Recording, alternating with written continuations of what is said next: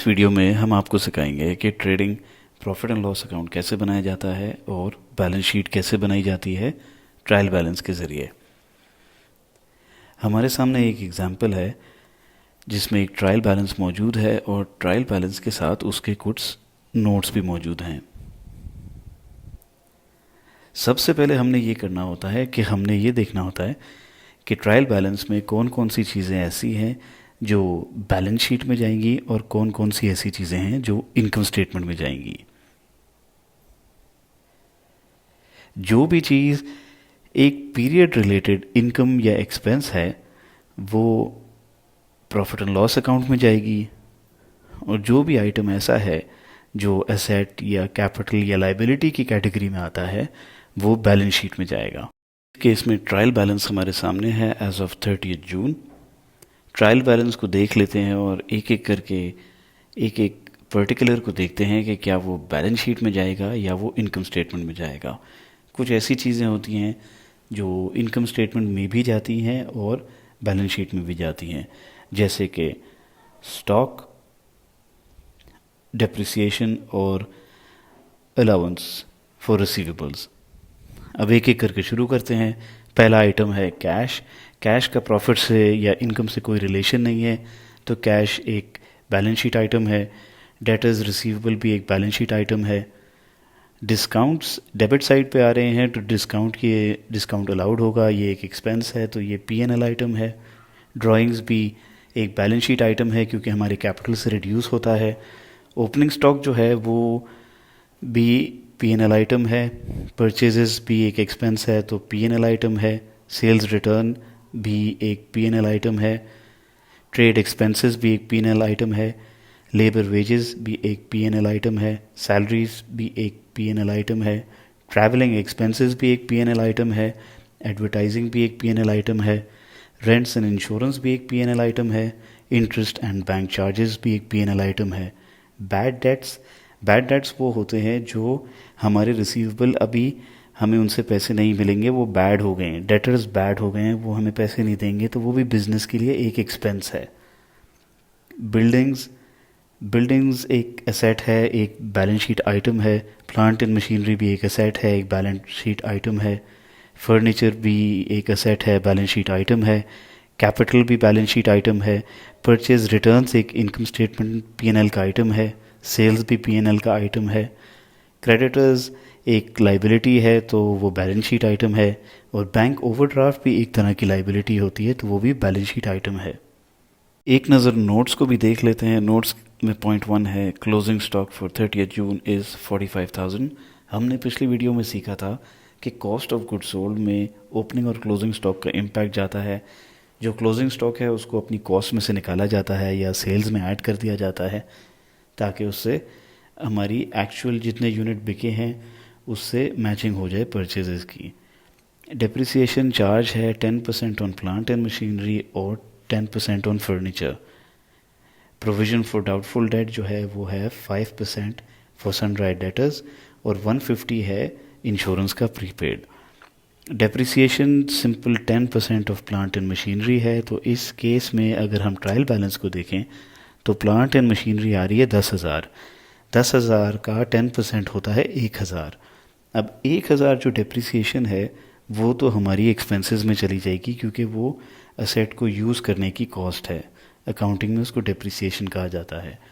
और उसके against plant and machinery की जो वैल्यू है बैलेंस शीट में 10,000 में से जितना अभी तक डेप्रिसिएशन चार्ज हो चुकी है एक्यूमुलेटेड डेप्रिसिएशन को उसमें से माइनस करेंगे। वो जब हम बैलेंस शीट को देखेंगे तो समझ लेंगे। फर्नीचर भी 5,000 है, 5,000 पे 10% डेप्रिसिएशन लगाएंगे और जो डेप्रिसिएशन चार्ज आएगा उसको इनकम स्टेटमेंट में एक्सपेंसेस में दिखाएंगे।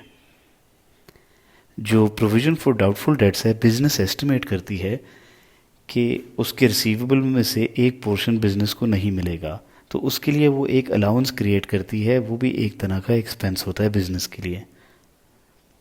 ये एक्सपेंसेस में भी जाता है और बैलेंस शीट में डेटर्स के बैलेंस से भी माइनस होता है। प्रीपेड रेंट में हमने सीखा था डेफरल्स और अक्रूवल्स वाले कॉन्सेप्ट में कि जो भी प्रीपेड एलिमेंट होता है वो उस साल का एक्सपेंस नहीं होता, तो उसको एक्सपेंसेस में से माइनस कर दिया जाता है। और क्योंकि उससे फ्यूचर में कम एक्सपेंस पे करना होगा तो हमारे लिए वो एक असेट है, तो असेट्स में भी इंक्लूड होगा बैलेंस शीट में। हम देखते हैं trading profit and loss account को। ये भी एक टी अकाउंट की तरह बनाया गया है ताकि अंडरस्टैंडिंग ईजी हो सके। राइट साइड जो है उसमें सारी इनकम या रेवेन्यू वाला एलिमेंट आएगा, जो लेफ़्ट साइड है उसमें सारे एक्सपेंसेस या जो परचेजेस की जो कॉस्ट लगी है कॉस्ट ऑफ गुड्स सोल्ड बनाने के लिए वो आएगा। तो देखते हैं इसको। सबसे पहले आता है राइट साइड पे सेल्स 1,25,000। सेल्स में से क्योंकि पूरी बिज़नेस की सेल्स में से कुछ रिटर्न्स भी हुई हैं तो वो बिज़नेस की सेल नहीं है, वो इनकम नहीं है, उसको माइनस कर दिया जाएगा। तो सेल्स रिटर्न माइनस हो जाएगी 2700 से। तो जो बैलेंसिंग फिगर आया जो सेल्स में से सेल्स रिटर्न माइनस किया उसको कहा जाता है नेट सेल्स। फिर इसमें हम ऐड कर देंगे क्लोजिंग स्टॉक। टोटल आ गया हमारे पास 167,300।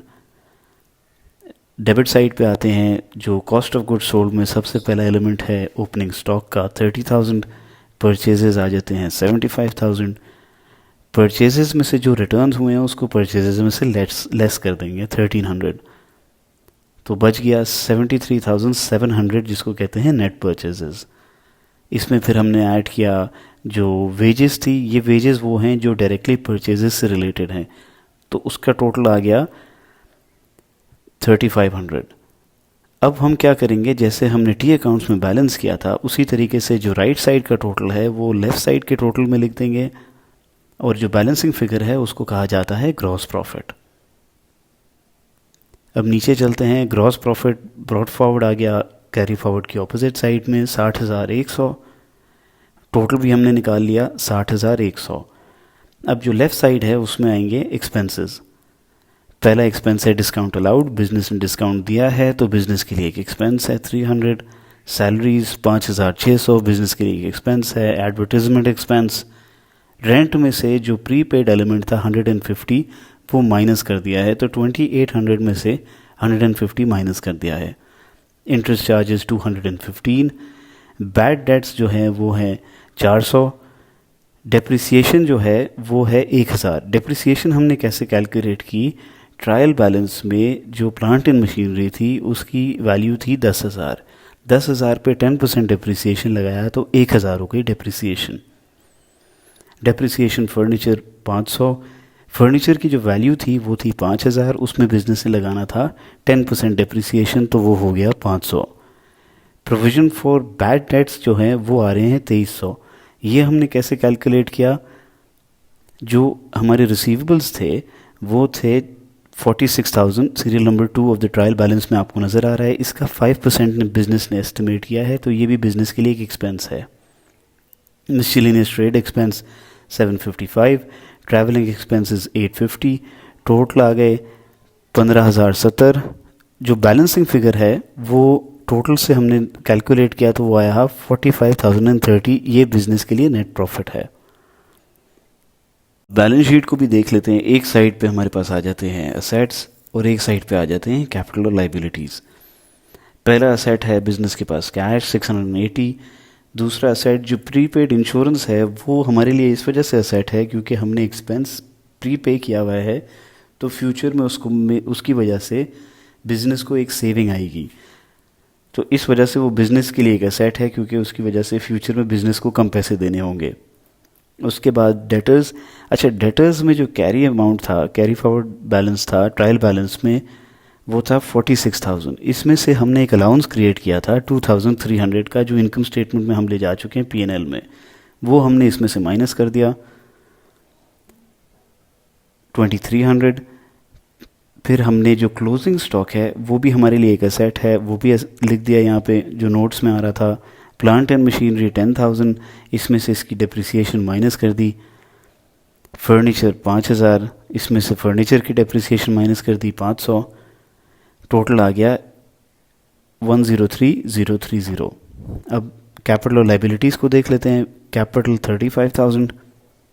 नेट प्रॉफिट जो है वो भी कैपिटल का पार्ट बनता है इवेंचुअली, तो हमने नेट प्रॉफिट ऐड कर दिया जो हमने P&L से बनाया था 45030। ड्राइंग्स हमने माइनस कर दी क्योंकि ओनर का कैपिटल उससे कम होता है। टोटल आ गया 69,030। क्रेडिटर्स जो लाइबिलिटी है वो यहाँ पे ऐड कर दी। बैंक ओवरड्राफ्ट भी एक बैंक की लाइबिलिटी है, वो भी ऐड कर दी। तो टोटल हमारे पास आ गया 103,030। हमारी बैलेंस शीट हमेशा बैलेंस होना ज़रूरी है। बैलेंस शीट में कोई कैरी फॉरवर्ड और बॉट फॉरवर्ड बैलेंस नहीं आता।